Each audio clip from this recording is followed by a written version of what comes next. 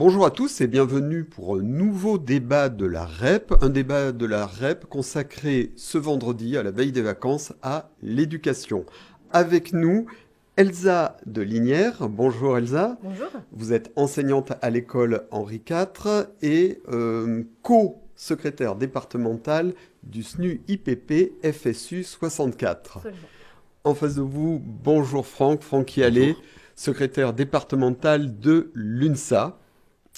Bonjour à tous les deux. Alors, on aurait pu parler de plein de choses aujourd'hui. Dans l'actualité, il y a l'allègement des mesures sanitaires qu'a annoncé Jean-Michel Blanquer, votre ministre préféré, ce matin. On aurait pu parler de la carte scolaire avec, on peut dire, la petite explosion qu'il y a eu ce jeudi. Mais on va parler d'un sujet qui concerne les Palois. C'est la semaine de 4 jours. Alors, je vais me tourner vers Elsa parce qu'on va replacer cette question dans un contexte. Depuis 2013, c'est ça, je crois, la ville de Pau est passée à 4 jours et demi. Et je crois que Pau fait partie des 6 communes des Pyrénées-Atlantiques qui restent sur le régime, on peut dire, non dérogatoire. Oui, c'est ça, absolument. Alors, Et puis donc, il y a eu débat, et il y a toujours débat, c'est-à-dire c'est un peu un serpent de mer, parce que la discussion est revenue sur le tapis en 2018, parce qu'en 2017, je crois qu'il y a eu une décision du gouvernement d'ouvrir. Racontez-nous un peu comment ça s'est passé, tout ça. alors, en fait, sur la ville de Pau précisément, il y a eu déjà, il y a quelques années de ça, des tables rondes, effectivement, un débat au niveau local. Une consultation qui finalement, comme vous le savez, aboutit à ne pas changer pour le moment le rythme scolaire sur la ville. Et puis cette année, en début d'année, enfin en fin d'année civile, on va dire, on a eu à nouveau une consultation, alors uniquement par Internet cette fois-ci, des parents d'élèves, des agents et des enseignants. Dont on a connu par voie de presse en début de semaine les résultats, puisqu'ils ont été annoncés au conseil municipal. Qui donne donc le même résultat, en tout cas en ce qui concerne les enseignants, c'est-à-dire une très grande majorité d'enseignants qui seraient favorables à un retour à la semaine à 4 jours. On rappelle un peu les chiffres de 2018, ceux de 2022, la tendance est la même. Du côté des enseignants, on est à 70% de pour la semaine de 4 jours, alors que du côté des parents d'élèves, alors c'est vrai, nous aurions aimé avoir des parents d'élèves, mais ils avaient des problèmes de disponibilité ce vendredi, on les a invités, on avait invité la FCPE et la BPE. Les parents d'élèves, eux, sont plutôt satisfaits à 57% de la semaine de 4 jours et demi. Franck Hialet, c'est quand même un sujet de réflexion pour l'ensemble des syndicats enseignants. Ah oui, c'est un vrai sujet, en tout cas c'est un vrai sujet de débat. Pourtant, c'est vrai que si on replace dans le contexte historique national, c'était parti d'un consensus. C'est le fameux appel de Bobigny, 42 organisations qui étaient tous favorables, en tout cas à avoir une réflexion sur le temps scolaire, sur le temps des apprentissages. Et c'était ça le point de départ. Alors le point de départ, il s'est un peu réduit à cette question-là, il s'est un peu concentré sur la question. Exactement, exactement. Et ça a été, quand on est rentré dans la mise en œuvre de ça, c'est là qu'on a vu que c'était extrêmement compliqué, c'est-à-dire un point de départ qui était pédagogique sur des temps scolaires plus propices aux apprentissages, les matinées. Mais en fait, on s'est rendu compte qu'on était à la croisée de beaucoup d'autres choses. C'est-à-dire que ce temps scolaire, on a parlé essentiellement, c'est vrai, du périscolaire, mais il n'y a pas que ça. Il y a aussi une économie, une vie familiale, j'irais même jusqu'à un projet de société. Et c'est là que ça devient extrêmement compliqué.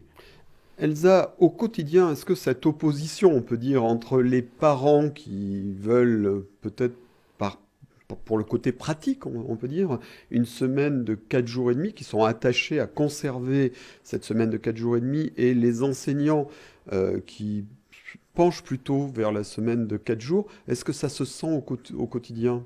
Non, alors il me semble d'ailleurs que dans la dernière consultation qui a eu lieu, il n'y a pas une majorité de parents qui souhaitent rester à Oui, 4 c'est jours. très divisé. Oui, c'est très divisé.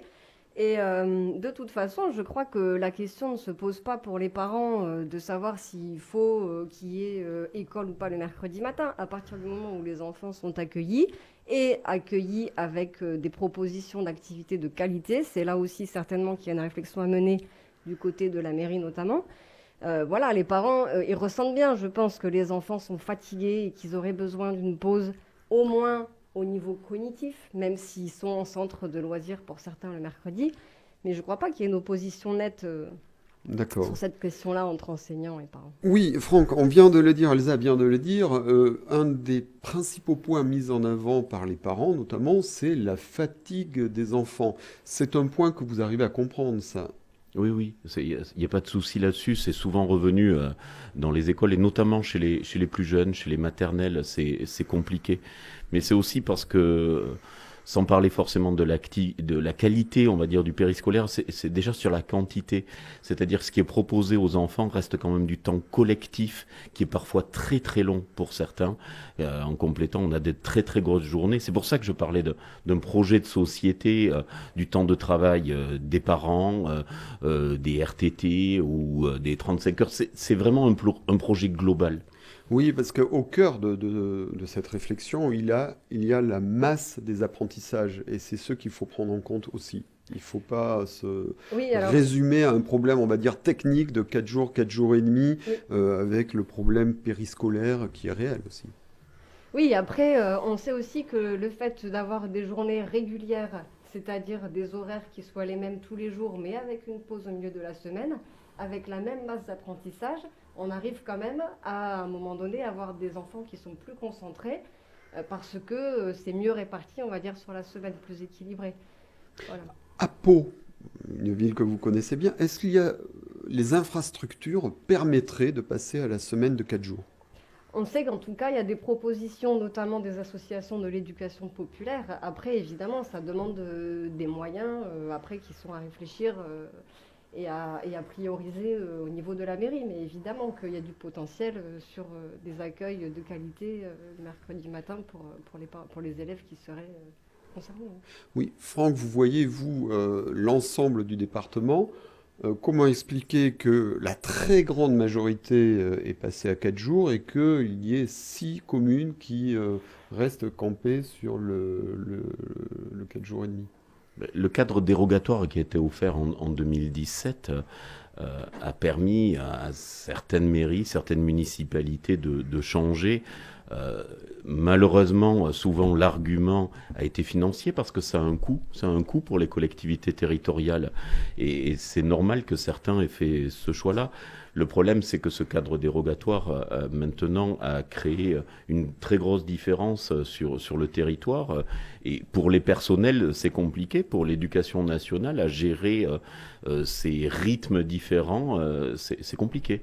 On a aussi l'impression que dans les discussions, dans les concertations, les parents pèsent parfois plus que les profs.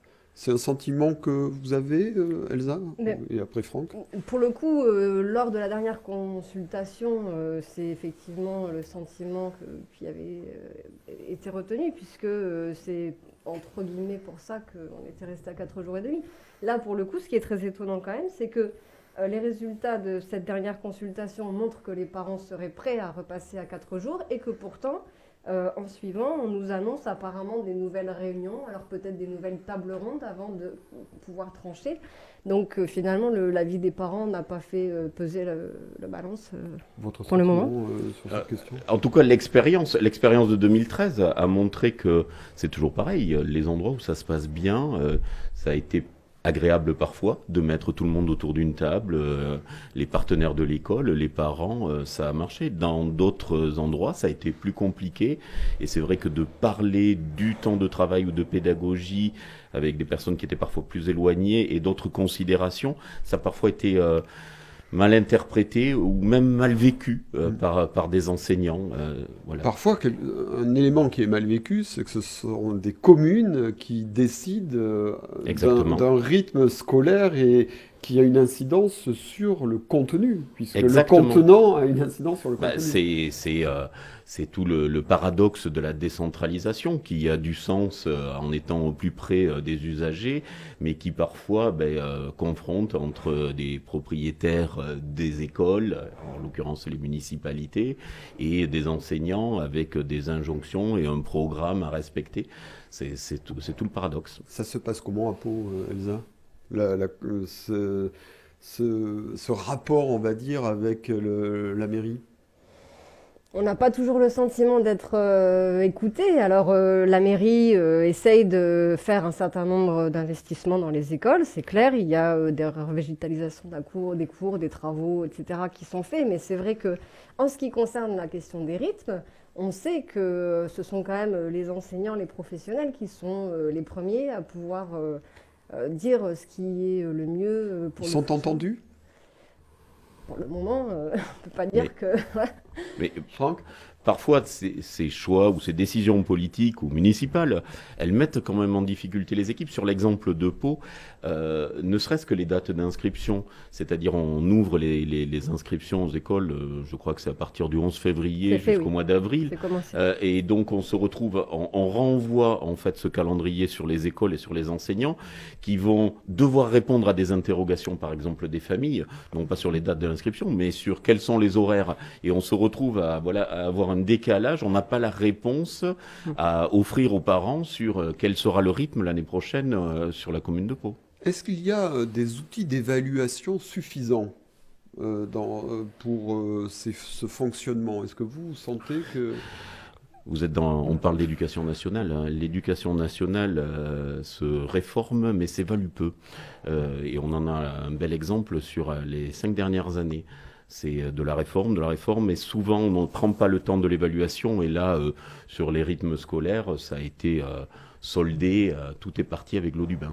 Comment, Elsa, vous évaluez, vous, la capacité d'évaluation de l'éducation nationale, mais aussi peut-être des communes qui ont des décisions à prendre? Bon, effectivement, on peut faire beaucoup mieux. Je pense que ça fait partie finalement d'un problème qui est plus large, qui est celui du temps que l'on peut consacrer à la concertation, notamment entre les différents acteurs de la vie éducative dans les écoles, c'est-à-dire les équipes d'animation, c'est-à-dire les ATSEM, les enseignants.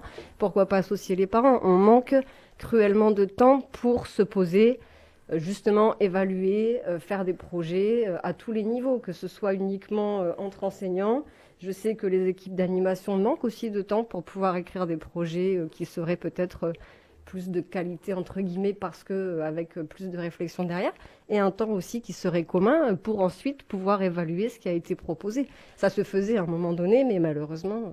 Ce que l'on comprend, c'est vrai que là, le débat que l'on avait lancé pour ou contre les 4 jours et demi, ça n'a pas vraiment de sens. C'est ça. C'est un peu ce que vous m'avez Oui. répondu et que vous me répondez et que j'entends, c'est qu'il faut placer ça dans une question une réflexion beaucoup plus globale sur la question des apprentissages. C'est ce qui doit rester au cœur et Des apprentissages et Oui, du temps de l'enfant du en temps général, d'enfant. comme l'a dit très bien Franck, c'est une question aussi de société. Alors évidemment, on ne peut pas annexer la décision sur Pau à une question qui serait celle d'un autre rythme de travail, etc. des parents. Pour l'instant, on est bien obligé de prendre des décisions.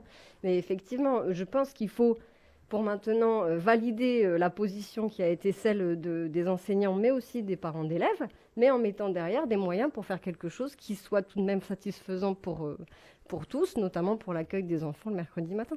La réflexion globale, pour vous, c'est un impératif. Oui, si on le replace dans ce contexte historique de cet appel de Bobigny qui a mis maintenant plus de 10 ans, et cette réflexion, elle continue, on s'inscrivait dans un temps global, à la fois sur un temps hebdomadaire, c'est la réflexion qui avait été faite, mais aussi sur le temps annuel.